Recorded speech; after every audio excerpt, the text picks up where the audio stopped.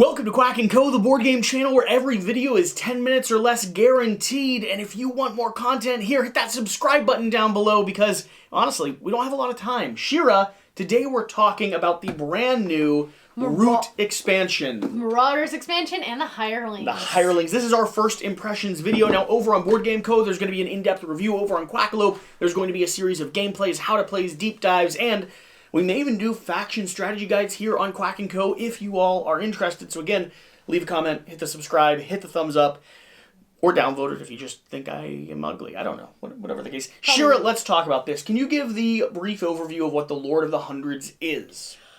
The Lord of the Hundreds. Can I read their flavor text? Not all of it. We only have 10 minutes after all. Fine. The Lord of the Hundred is kind of a rat scoundrel faction where they're very moody. They have different moods that they're going to put into play, and that's how they're going to interact with their warlord. They're going to be trying to spawn as much as possible and craft items, get items so that they can take further actions. And they are just trying to fight as much. They're really just a warlord faction. They are fighting and fighting and fighting. That is the main way that they will achieve points and victory. Two of the unique mechanics with Lord of the Hundreds is going to be the fact that they score based on clearings where no one else exists. That's their main drive to victory. And they have different personalities. So you'll be recruiting different types of traits and skills based on what items you've been able to collect and how effective you've been at kind of dominating the board.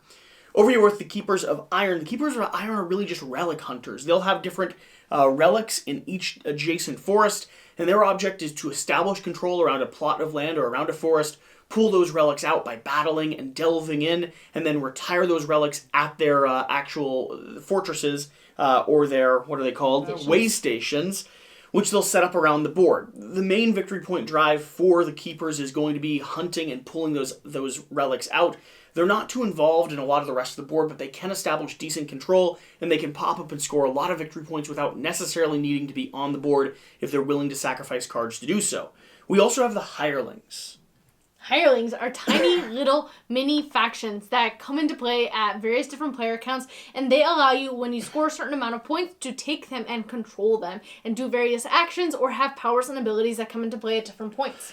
They're really designed to balance out the 2-player, 3-player, and possibly 4-player game of Root. They add a little bit more interest and complexity into the game, but we definitely have some thoughts. We won't dive too deeply into it because I still need to play with a few more of them.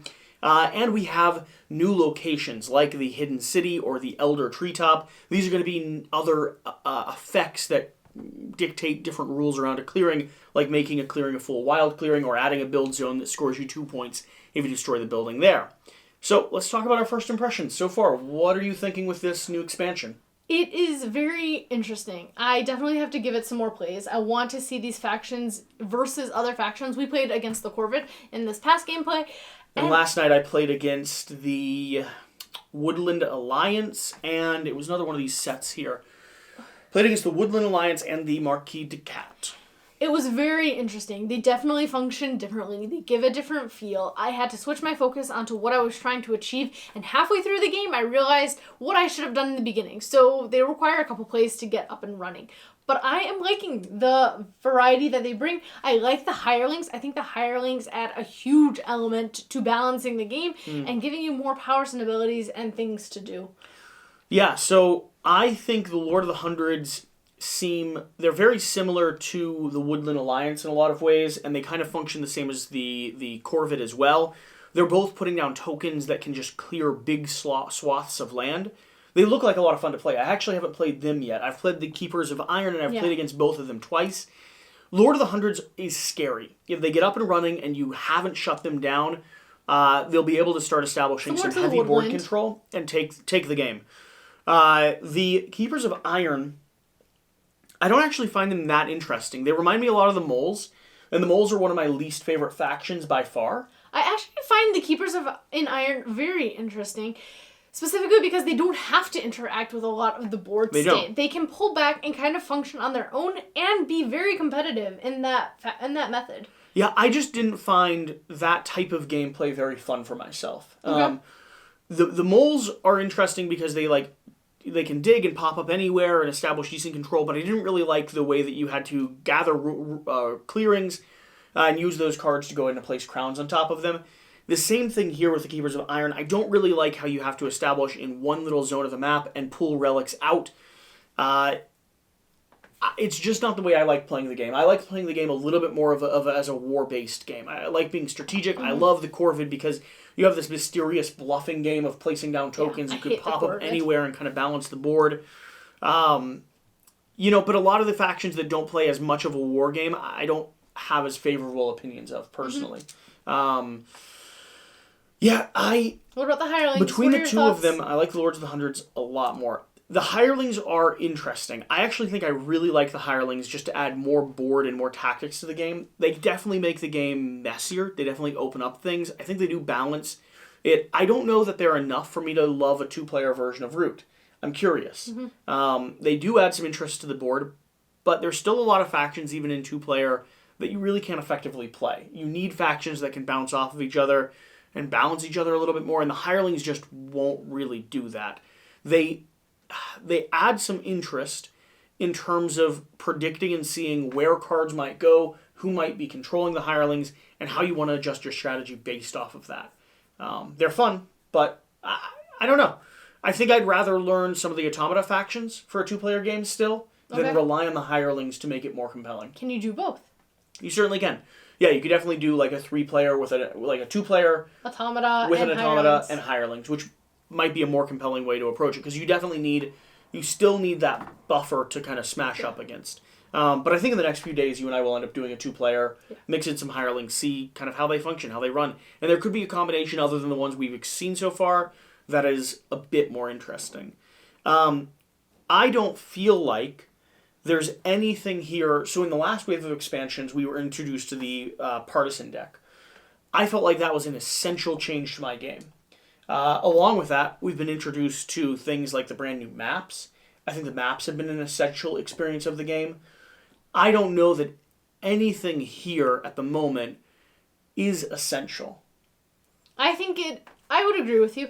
I think it is extra and it is cool and fun and nice, but I don't think you would be missing out if you chose to get this at a later point or chose not to get this at all. I think it's definitely catered to experienced Root players, though. Yeah. Things like hirelings, things like these clearing tokens, all of that goes to make the game more messy, more complex. Yeah. It really just provides another level of breadth. And I think that's done really well. I think a lot of people that love the game and have already played 50 games or so like I have will find a lot to really hold on to here.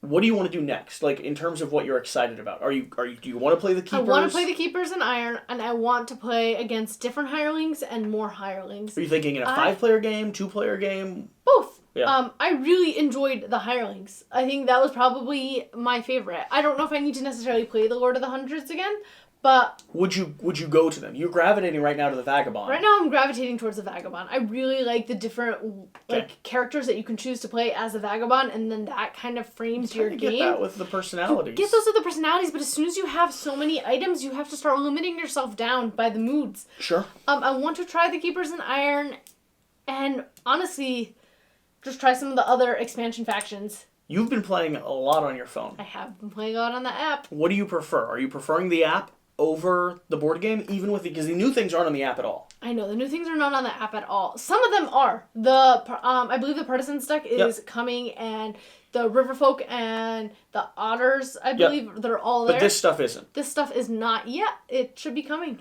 Possibly. There's weird speculation that they may never bring the Marauders expansion to the app. I think that would be very strange for them to not have signed a contract with the designers and stuff to allow that to happen, but I don't know. I like the app because it does all the messiness and governing for you, and you kind of just play. It catches you up on the other players' turns as well. I'm really liking the app as well. More or less than in person. In person has all that animation of the in person, and that's why I play board games for the interpersonal interactions. I'm curious about advanced setup. Advanced setup basically allows you, like, it's a draft of the characters, and then you mix it up with kind of the setup guide. Interesting. I don't know right now that it is going to be my favorite way to play. We usually like to kind of pick our factions in a different way. We'll see, though. We'll play with it a few times just to tell. Either way, that's our first impressions. Thanks for watching. It is 3:10 a.m. Yeah.